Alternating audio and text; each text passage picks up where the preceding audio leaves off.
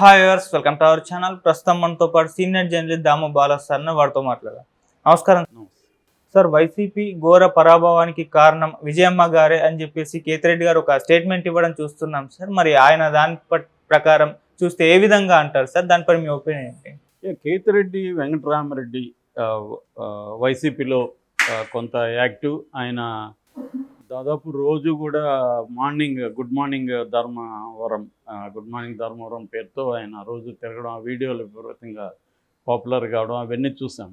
So ఆయన ఓడిపోతాడని ఎవరు కూడా అనుకోలేదు. ఖచ్చితంగా ఈ వ్యక్తి గెలుస్తాడు, ఎందుకంటే ఇంతగా ప్రజల్లో నిరంతరం ఉండి ప్రజా సమస్యలను పట్టించుకొని ఇంకెవరు కూడా లేరు అసలు. సో అయితే దీన్ని కొంత తెలుగుదేశం లోకేష్ గాని వీళ్ళు ఈయన ఎందుకు తిరుగుతున్నాడు అంటే ల్యాండ్స్ ఆక్యుపై చేసుకోవడానికి అట్లాంటివి కథనాలని వదిలేరు. కానీ ఆయన అసలు ఓడిపోతాడని ఆయన కూడా కళ్ళగనలేదు. రెండోది, అక్కడ సత్యకుమార్ ఇప్పుడు ఆరోగ్య శాఖ మంత్రి, ఆయన అక్కడ అవుట్ సైడర్, నాన్ లోకలు. మామూలుగా అయితే అక్కడ పరిటాల శ్రీరామ్ ఆశించారు టికెట్, బట్ అది ఇవ్వకుండా సత్యకుమార్కి ఇచ్చారు. అది కూడా ఆశ్చర్యమైంది అందరికీ. సత్యకుమార్ ముందు నుంచి కూడా తెలుగుదేశానికి సపోర్టరు బీజేపీలో. సో అందుకని రెండోది వెంకయ్య నాయుడు దగ్గర ఉన్నాడు కాబట్టి వెంకయ్య నాయుడు రికమెండేషన్తో చంద్రబాబు ఇచ్చినట్టుగా అందరూ కూడా చెప్తున్నారు. ఏదేమైనా సత్యకుమార్ గెలవడం అనేది అందరికీ షాక్, ఆశ్చర్యము. సో ఆ రకంగా ఆయన షాక్ అయ్యాడు. ఆ షాక్లో నుంచి తేరుకొని ఆయన కొంత సిన్సియర్గా ఆత్మవిమర్శ చేసుకుంటున్నట్టుగా మనకు కనబడుతుంది ఎవరు కేతిరెడ్డి. సో ప్రధానంగా రాష్ట్రంలో వైసీపీ ఓడిపోవడానికి ఎంత ఘోరంగా, ఒకటి ఏదన్నా మ్యానిపులేషన్ ఈవీఎంలో జరిగిందనేది కూడా ఆయన డౌట్ ఎక్స్ప్రెస్ చేశాడు. రెండవది, ఈవీఎంలు ఎంత ఉన్నా కూడా నెగిటివ్ ఓటు ఈ స్థాయిలో లేకపోతే అంతగా ఈవీఎంలను మ్యానిపులేట్ చేయలేరు. అంత చేస్తే మోడీ ఎందుకు 240కే పరిమితం అవుతాడు, మోడీ ఇంకా కంఫర్టబుల్ మెజార్టీ 272 మెజార్టీ తెచ్చుకునేవాడే కదా మ్యానిపులేట్ చేయగలిగితే అన్న వాదన కూడా ఉంది. కాబట్టి దాని మీద ఎక్కువగా వాళ్ళు ఫోకస్ తగ్గించేశారు వైసీపీ వాళ్ళు.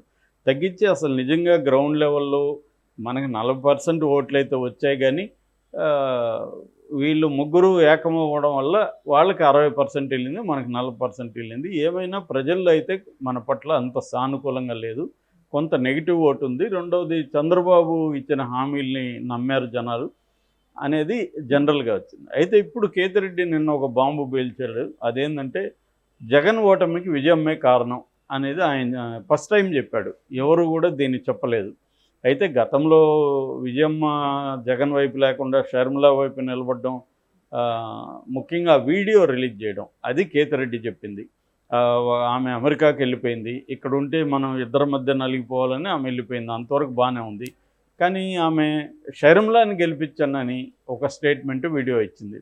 అందులో ఆమె చాలా జాగ్రత్తగా ఎక్కడ జగన్ పేరెత్తలేదు, స్టేట్లో కాంగ్రెస్ని గెలిపించమని కూడా ఆమె అడగలేదు. ఓన్లీ కడపలో షర్మిల నా బిడ్డ, రాజన్న బిడ్డ షర్మిల, మీ అభిమాన నాయకుడు రాజన్న బిడ్డ నిలబడింది, ఆమెను గెలిపించండి అన్న పిలిపించింది తప్ప ఆమె ఎక్కడా కూడా జగన్ ఓడించాను, జగన్ పేరెత్తలేదు, షర్మిల పార్టీని గెలిపించానని అనలేదు, ఏమనలేదు. అయినా దాన్ని తెలుగుదేశం క్యాంపు సక్సెస్ఫుల్గా వాడుకున్నారు. జగన్ను ఓడించమని షర్మిల విజయమ్మ పిలిపించిందని టైటిల్స్ పెట్టేసి దాన్ని విపరీతంగా ప్రచారం చేశారు. జనం కూడా నమ్మారు. ఎందుకంటే ఆమె జగన్ను కూడా గెలిపించండి అని ఉండాలి కదా. నా కడపలో నా బిడ్డను గెలిపించండి, స్టేట్లో జగన్ను గెలిపించండి అని ఒక మాట. అతను కూడా రాజశేఖర రెడ్డి బిడ్డే కదా, మరి అతని మాట ఎందుకు ఎత్తలేదు? క్లియర్గా ఒక రకమైన మెసేజ్ ఆమె పంపించినట్టే. అంటే జగన్ మీరు గెలిపిస్తారు లేదు నాకు అనవసరం, ఈమెను గెలిపించండి అన్నట్టే కదా అది. దాన్ని ఇంకా ఎక్స్ట్రీమ్కి తీసుకెళ్తే జగన్ మీరు ఓడించినా నాకేం ఇబ్బంది లేదు అన్నట్టుగానే ఉంది. సో అది కొంత పనిచేసింది. అంటే కుటుంబము జగన్ వైపు లేరు, సొంత చెల్లెలకే అన్యాయం చేశాడు జగను అన్న ఇది జనాల్లోకి వెళ్ళింది. మనది ఇప్పటికి కూడా ఫ్యూడల్ వాల్యూస్ ఉన్న సమాజం. అంటే మన నాయకుల కుటుంబాలు ఎలా ఉన్నాయి, మన నాయకులు ఎవరెవరు ఎలా ఉన్నారు, ఇదంతా కూడా వ్యక్తిగతం రాజకీయం వేరు అనుకుంటాం. కానీ మామూలుగానే ఫెమినిస్టుల స్టేట్మెంట్ ఉంటుంది, పర్సనల్ ఈజ్ పొలిటికల్ అంటారు వాళ్ళు. అంటే ఏది రాజకీయం కానిది ఏది లేదు సమాజంలో, ప్రతిదీ రాజకీయమే అనేది, వంటింట్లో జరిగేదంతా కూడా రాజకీయమే అనేది ఫెమినిస్టుల థీరీ. సో అలాగే ఇక్కడ కూడా ఏంటంటే పర్సనల్ అనేది ఏమి ఉండదు. మనకు శ్రీశ్రీ కవిత కూడా ఉంటుంది. వ్యక్తుల ప్రైవేటు బతుకులు వారి వారి సొంతం, పబ్లిక్‌లోకి వస్తే ఏమైనా అంటాం అనే శ్రీశ్రీ ఒక పోయం ఉంది. అలాగా అంటే పబ్లిక్ లైఫ్‌లో ఉండే ప్రతి ఒక్కరు కూడా పర్సనల్‌గా మా లైఫ్ ఇది, మీకేం సంబంధం అనే పరిస్థితి లేదు ఇక్కడ. అందుకనే పవన్ కళ్యాణ్‌కి కూడా 3 భార్యలు అది చర్చకొచ్చింది. బట్ దాన్ని కూడా వీళ్ళు ఓవర్ డూ అంటారు. ఎక్కువ అదే పనిగా చేశారు. ఎందుకంటే పవన్ కళ్యాణ్‌ని విమర్శించడానికి వేరే అంశాలు లేవు వాళ్ళ దగ్గర. సో దాన్నే పట్టుకుంటే అది నెగెటివ్ అయింది. ఒక్కోసారి మనం ఏదో అంటాం, అది డిమినిషింగ్ ఆఫ్ మార్జినల్ లిట్ అని ఎకనామిక్స్లో ఒక థియరీ ఉంటుంది. ఓకే. అంటే మనం ఇప్పుడు మైసూర్ పాకు స్వీట్ ఉంది, అది 1 తింటే బాగుంటుంది, 2 తింటే బాగుంటుంది, 20 తింటే ఒకేసారి మొహం ఎత్తుతుంది మనకి. ఇంకా అసలు ఆ స్వీట్ జోలికే వెళ్ళొద్దు అనిపిస్తుంది, వామిట్ అవ్వచ్చు, కడుపు చెడిపోవచ్చు. అలాగా ప్రతిదానికి ఒక లిమిటేషన్ అనేది ఉంటుంది. అందువల్ల డిమినిషింగ్ ఆఫ్ మార్జినలిటీ అని ఉపాంత ప్రయోజనం అని ఎకనామిక్స్లో చెప్తారు. అంటే ఏదైనా కూడా లాగద్దు అని. సో అలాగే లాగారు, అది కూడా రివర్స్ అయింది. సో ఈ కాంటెక్స్లో కేతిరెడ్డి కేవలం విజయమ్మదే చెప్పలేదు, అనేక విషయాలు చెప్పాడు. అందులో ఒకటేమంటే ప్రజల్ని మెప్పించలేకపోయినాం మనం, ప్రజల నమ్మకాన్ని కలిగించలేకపోయినాం. చంద్రబాబుని నమ్మరు ప్రజలు అనుకున్నాము, కానీ చంద్రబాబు హామీల్ని ప్రజలు నమ్మారు. మేము బలంగా ప్రజలకు ఇచ్చిన ఏరియాల్లో కూడా నాకు ఓట్లు రాలేదు. అంటే ఎక్కడెక్కడైతే పథకాలు బాగా అమలైనాయో అక్కడ కూడా మాకు ఓట్లు రాలేదు. దీనికి సంబంధించి మనం ఒక చెప్పుకోవాలి. అదేంటంటే సిఎస్డిఎస్ అనే ఒక సంస్థ పోస్ట్ పోల్ సర్వేలు చేశారు.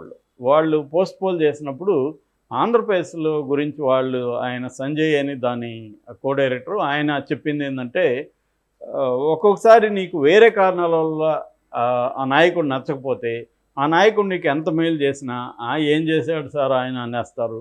రెండవది, ఆయన సొత్తు ఏమని ఇచ్చాడు, పర్సనల్ది ఏమని ఇచ్చాడా, మాదే మాకు ఇచ్చాడు అంటారు. అలాగే జగన్ పథకాలు తీసుకున్న వాళ్ళు కూడా మా పోస్ట్ పోల్ సర్వేలో ఆయన ఏం చేశాడు సార్, ఏమి ఇచ్చాడు మాకు అన్నవాళ్ళు చాలామంది ఉన్నారు.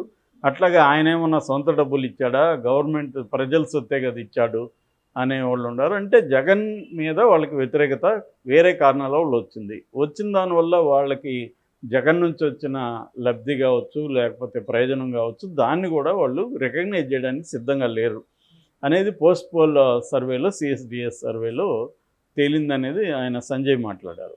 సో అలాగా రకరకాల కారణాలు ఉంటాయి. సో ప్రధానంగా ఇప్పుడు ఏంటంటే, ఇప్పటి వరకు మామూలుగానే ఎనీ రీజనల్ పార్టీలో ఇంటర్నల్ డెమోక్రసీ అనేది ఉండదు. కొంతవరకు కాంగ్రెస్లో ఇంటర్నల్ డెమోక్రసీ ఉంటుంది, బీజేపీలో చాలా చాలా తక్కువ, రీజనల్ పార్టీలో అసలు ఉండదు. సో అలాగే జగన్ పార్టీలో కూడా ఇంటర్నల్ డెమోక్రసీ లేదు. అంటే జగన్ మీద ఓపెన్గా విమర్శలు చేయడం అనేది ఎవరు చేసే ధైర్యం లేదు. అందుకని జగన్ మీద నేను కొంతమందిని కలిసినా కూడా ఎమ్మెల్యేలు ఎంపీలు వాళ్ళు చెప్పారు లాంగ్ బ్యాక్కి, జగన్ పార్టీని పట్టించుకోవట్లేదు సార్, అసలు రెడ్లే యాంటీగా ఉన్నారు, ఇంతకుముందు ఎవరైతే ఊర్లలో ఆర్గనైజ్ చేసి ఓట్లేశారో వాళ్ళందరినీ జగన్ పక్కన పెట్టేశాడు, జగన్ వర్సెస్ జనం అన్న కాన్సెప్ట్లో వెళ్తున్నాడు. మరి ఇది మంచి జరుగుతుందో చెడ జరుగుతుందో మాకైతే డౌట్గానే ఉంది అని 2-3 ఏళ్లకు ముందుగానే చాలామంది చెప్పిన వాళ్ళు ఉన్నారు. అయితే ఈ విషయాన్ని జగన్ దృష్టికి తీసుకెళ్ళినా అతను వినలేదా, ఈ విషయాలన్నీ ఇప్పుడు మాట్లాడుతున్నారు. దానికి ప్రధాన కారణం అక్కడ సీఎంఓలో ధనంజయ రెడ్డి పేరు ఒకటి గట్టిగా అనిపిస్తుంది, రెండో పేరు సజ్జల రామకృష్ణారెడ్డి. వీళ్ళిద్దరు కూడా ఎవరన్నా రాజకీయ నాయకులు వచ్చి కలిసి జగన్కి గ్రౌండ్ రిపోర్ట్ ఇద్దామనుకుంటే వీళ్ళు అడ్డుపడతారు అనేది ఇప్పుడు విమర్శ. కానీ నేను అనేది ఏమంటే, ఇప్పటికైనా మీరు జగన్ని తిట్టండి, కానీ వాళ్ళని అధికారులను తిట్టితే ఏం లాభం? జగన్ కదా వాళ్ళని పెట్టింది, జగన్ ఆ సిస్టమ్ని పెట్టింది ఎవరు? జగన్ నేను పలానా వాళ్ళు ఎవరు వచ్చినా కూడా నాకు పంపించండి అని జగన్ చెప్తే వాళ్ళు పంపించకుండా అడ్డుకుంటారా? కాబట్టి అది అధికారులని ధనంజయ రెడ్డినో సజ్జలను తిట్టడం అనేది రాంగ్. వాళ్ళు ఏంటంటే వాళ్ళు ప్రజలతో పనిచేసిన వాళ్ళు కాదు, ఇద్దరు కూడా. వాళ్ళు అధికారులు, ఆయన అధికారి, ఈయనేమో జర్నలిస్ట్గా ఉండి వచ్చాడు. సో మన బాస్ ఏం చెప్పాడు అది చేద్దామని అనుకుంటారు. ఈ క్రమంలో వాళ్ళకి కూడా పవర్ వస్తుంది కాబట్టి పవర్ మిస్యూజ్ ఎప్పుడైనా అవుతుంది. మనకి అబ్సల్యూట్ పవర్ కరప్ట్స్ అబ్సల్యూట్లని లాంగ్ బ్యాకే పొలిటికల్ సైంటిస్టులు చెప్పారు. కాబట్టి ఆ రకంగా జగన్ దగ్గర వీళ్ళిద్దరికి అబ్సల్యూట్ పవర్ ఇచ్చింది ఎవరు? జగన్.